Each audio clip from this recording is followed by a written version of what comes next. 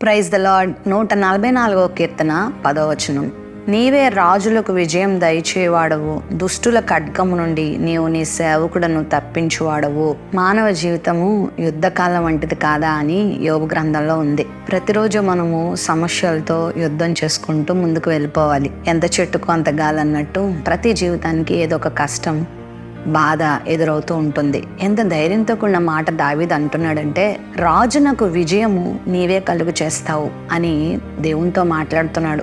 దేవుని హస్తం నీకు తోడుగా ఉంటే, ప్రభువు నీ పక్షంగా ఉంటే, అపవాది నీ మీద దాడి చేసినప్పుడల్లా దేవుడు నీకు విజయాన్ని ఇస్తూ ఉంటాడు.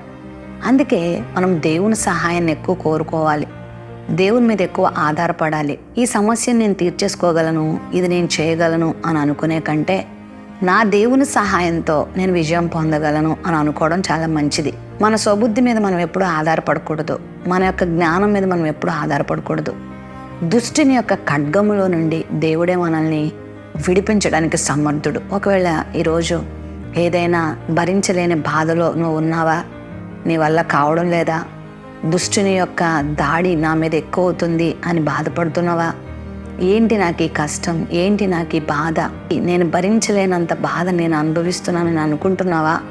అయితే దేవుడు నీకు విజయాన్ని ఇవ్వడానికి ఇష్టపడుతున్నాడు. ఈరోజే, ఇప్పుడే నువ్వు ఆయన్ని విశ్వసించగానే గొప్ప విడుదల నువ్వు పొందబోతున్నావు. మనల్ని ప్రేమించిన వాని ద్వారా మనకు అన్నిటిలో విజయం ఉందని భక్తుడు తెలియజేసిన రీతిగా ప్రతి సమస్య మీద కూడా మనకు విజయం ఉంది. మన ప్రభువుకి ఇది చెయ్యలేడు అన్నది ఏదీ లేదు. నీ మానసిక సంఘర్షణ ఏదైనా, నీ శారీరక శ్రమ ఏదైనా, నీ కుటుంబ శ్రమ ఏదైనా, నీ పరిస్థితులు ఏదైనా ప్రభువుకి అప్పగించి, ప్రభువా మీరే నాకు విజయం ఇవ్వరా అని నువ్వు అడగగలిగితే ఇప్పుడే దేవుని గొప్ప విజయం ఇస్తారు. భయపడకు, నువ్వు ఓడిపోవు, నువ్వు బెదరొద్దు, ప్రభు వైపు చూడు, నీకు అన్నిటిలో దేవుడు ఘన విజయాన్ని ఇస్తాడు.